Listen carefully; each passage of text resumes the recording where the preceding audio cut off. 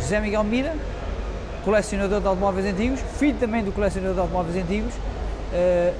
Diga-nos, este ano o tema foi ainda mais atrativo desta exposição, foi o automóvel nas décadas.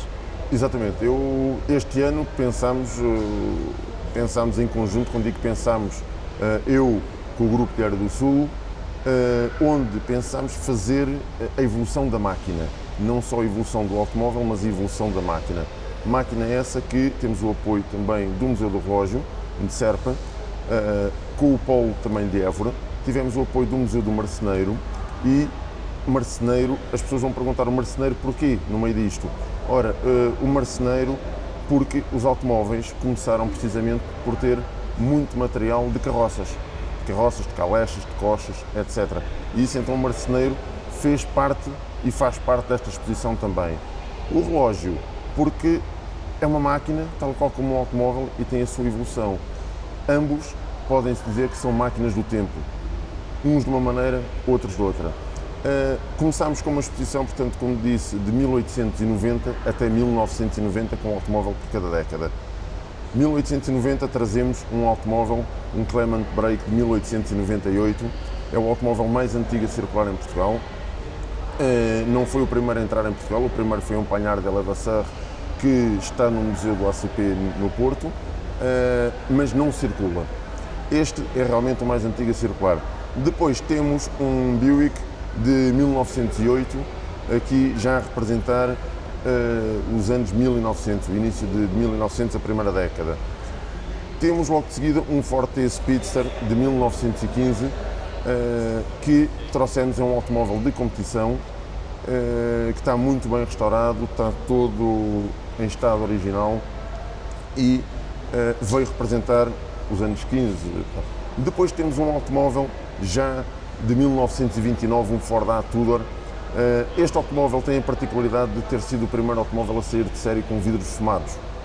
Vem com os vidros em verde, é um automóvel muito raro, com uma extrema raridade pelos vidros, não pelo modelo em si, porque há muitos Ford Tudor. Depois, este automóvel aqui onde eu estou sentado é um automóvel de 1935. Tem uma particularidade muito curiosa, isto é um Ford tal e qual como o Ford Tudor. O Ford Tudor tinha uma codorniz à frente, que era a corredora do deserto, por já ser um automóvel veloz. Lançaram este, que é um Ford V8 de 1935, dos primeiros V8 a ser produzido pela Ford, e como naquela época havia a grande paixão pelas corridas e pelas apostas de galgos, puseram então à frente um galgo a correr, que representava realmente um animal veloz. Carro este também bastante veloz para a sua época. Atrás de mim temos um Ford chamado Ford 100 cavalos, de 1946, um pós-guerra. Este automóvel mais conhecido por 100 cavalos porque foi o primeiro automóvel da Ford a atingir realmente os 100 cavalos.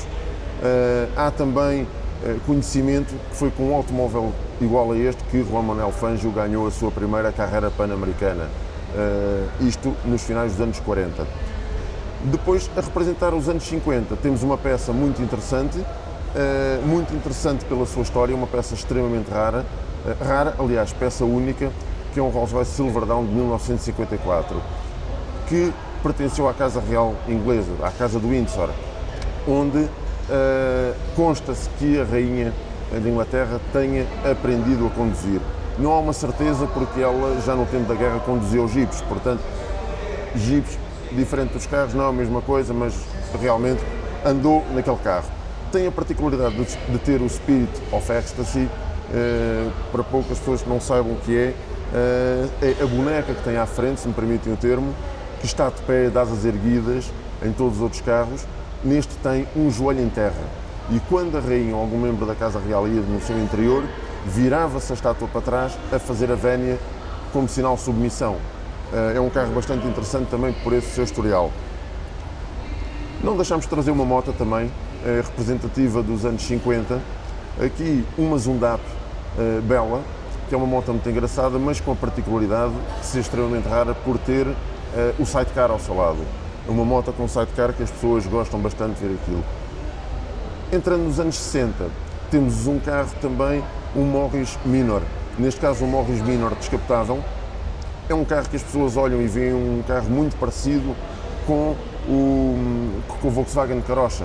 Ora, tem a sua razão de ser, porque quando os aliados ganharam a Segunda Guerra Mundial, quando invadiram a Alemanha, foi um engenheiro inglês que ficou à frente da fábrica da Volkswagen e levou desenhos e cópias destes automóveis, o célebre Karossa, levou-os para a Inglaterra e veio a fazer o Morris Minor com essa base, com esse desenho, daí ser muito parecido. Foi também para a Alemanha, foi também para a França, onde veio a surgir o nosso querido Renault Joaninha, o Renault 4 cavalos. São automóveis também com as mesmas linhas muito parecidas.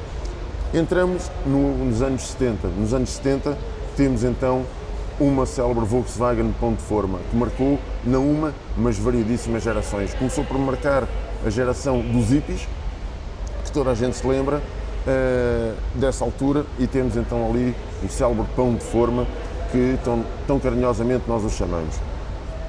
Não deixamos de trazer também a representar nos anos 80 um microcarro português.